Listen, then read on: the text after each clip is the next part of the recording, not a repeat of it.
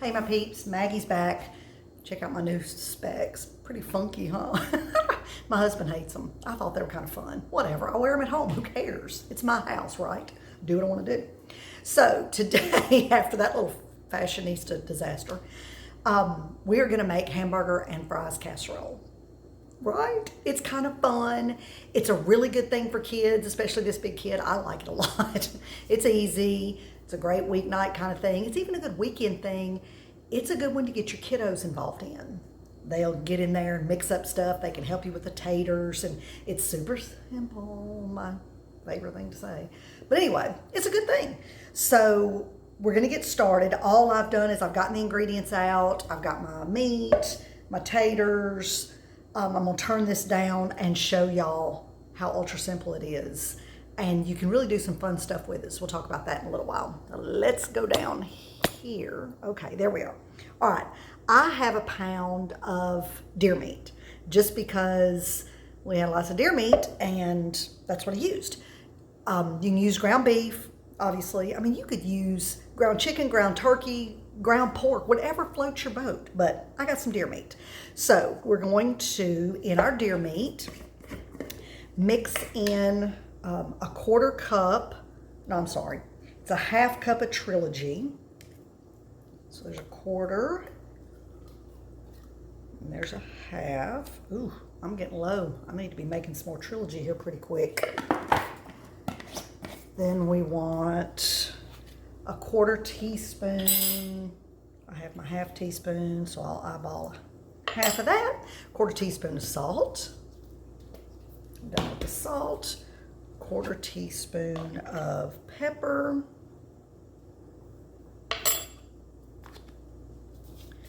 I'm telling y'all, this is another one of those, how ridiculously easy can she get? We need a half a cup of ketchup. I'm not sure I have a half a cup of ketchup. So if we don't, I love using ketchup when you're at the bottom of the bottle. I've probably only got a quarter cup.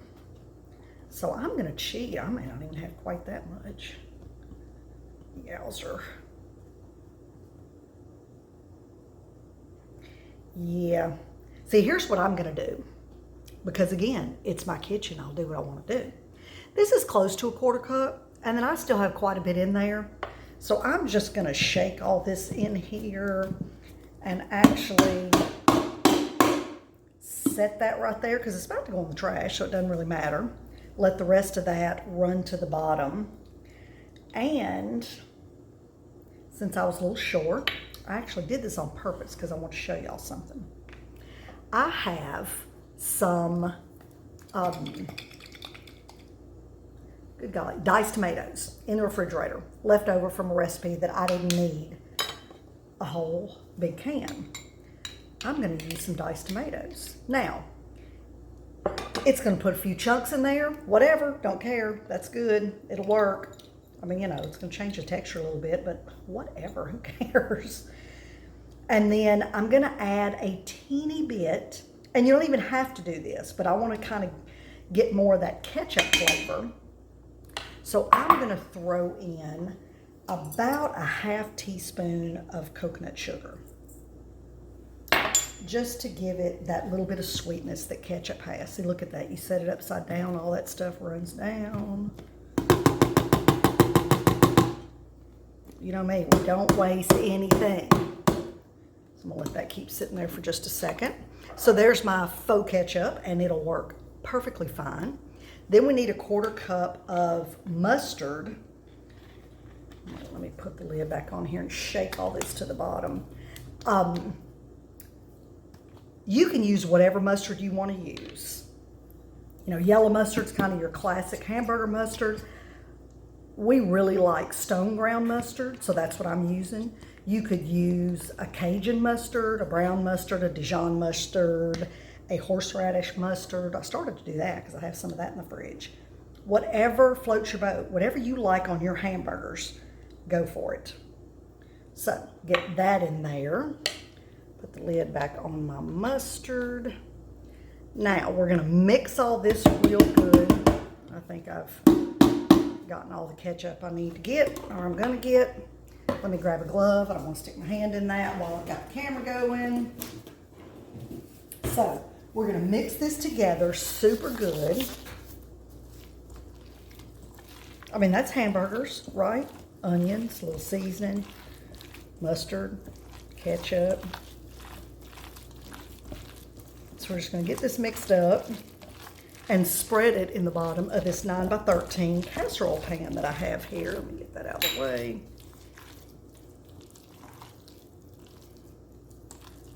Just make sure you get all your stuff mixed in really well. This is a super good thing to do if you like hamburgers, but you're staying away from bread, you're doing keto, or you're doing gluten-free or can't do gluten at all, whatever. Because you get that really good hamburger flavor, but you don't have the bun. Okay, so we're gonna put this in here. And if we were going to prep ahead, boys and girls, what would we do? Let's see, we'd thaw out our hamburger meat or our meat of choice, have that sit in the fridge. We could mix our Trilogy ketchup and mustard and seasonings. If it were me, I'd even mix it in with the meat. But kind of if you've done that, you've almost done the recipe. So whatever, mix it up, don't mix it up, however. And then we're gonna put together a spice blend here in just a second that goes on some potatoes. You can mix that up. And you're just about ready to go. And you come home from work and throw this together in no time flat. And life is good. Okay, so you just want to flatten that out on the bottom there. That's all there is to that. Now, we're going to get the taters ready. But I tell you what, give me a second. I'm going to rinse my bowl out so I can put my taters in that. Hold that thought. Okay, I got my bowl washed, and I also went ahead and shredded up most of the potatoes. I didn't figure y'all needed to sit here and watch me do this, because this is another one of those paint drying kind of things. But just wanted to show you in case you've never done it. Get yourself a box shredder. These things are awesome. Love my box shredder.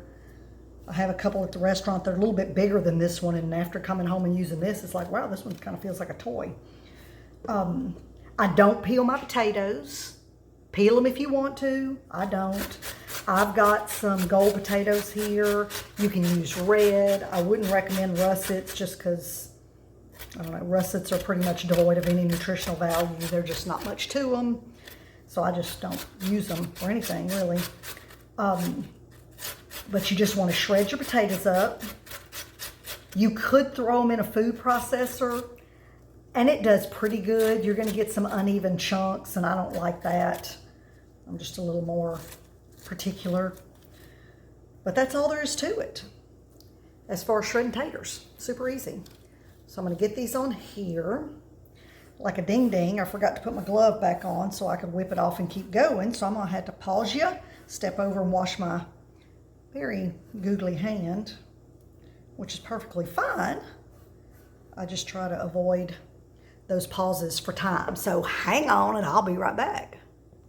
Okay, sorry about that, I'm back. So I got my little bowl of shredded taters. Now we're gonna put 2 tablespoons of parsley flakes in there. 1 teaspoon, do I have my teaspoon? Yes. Of paprika, actually smoked paprika. If you don't have smoked, plain is fine, perfectly fine. Now let me wipe this off because I got to get a little bit of sugar, and I do not want to get smoked paprika down in my coconut sugar. So 1 teaspoon of coconut sugar. If you are immensely avoiding sugar, skip that step. I just think it adds a nice little oomph to it, but whatever works. 1/2 teaspoon of garlic powder and 1/2 teaspoon of black pepper. So this is the tater mix. Let me grab a dadgum glove. I've got mental issues with gloves today. Oh, and don't scuff your thumb on the shredder like I did. then you're gonna wind up with a little protein in your meat that you weren't expecting, or in this case in your potatoes. So whatever, it didn't bleed, so I'm all good, but it just burns. So now we're gonna mix this really good. Doesn't it look yummy? That'd be a great blend. Just make some hash browns. Oh, I love some hash browns. Homemade, none of those processed little formed patty things that I'm not even sure are potatoes, but homemade hash browns. We'll have to do those one day. Ooh, and you know what else we could do is potato pancakes. I love me some potato pancakes with some good pork chops, those brined Mahaffey pork chops, and a little homemade applesauce. Girl, that's some good stuff. All right, so we're gonna get this all mixed up really good. Smells good too. Run away. Pull this guy over here, and now we're gonna top this with the potatoes. And did I tell, I can't remember if I said, it's 1.5 pounds of potatoes. And I'll put it in the comments, but I can't remember if I said it or not. But that's what I started with, 1.5 pounds. All right, so we just spread this around. Got the oven preheating at 450. It's gonna go in there for about 20, 25 minutes. We gotta cover it. Then you pull it out, flip your broiler on, pop it back in, just to kind of crisp up the potatoes. And then dinner is served. And here's the thing, kiddos. Pull this back over here. Doesn't that look yum? One fun thing you can do, I've done this, I used to serve this at the restaurant, is spiralize your potatoes. That's kind of fun. You know, have the spiral, kids like that especially. I think I might make this weekend when my grandkids are over here. So you can do that. The other thing, you could mix cheese in with your meat. I wouldn't put it on top of the potatoes because, well, I guess you could. I've just never done it that way. Do what you want to do.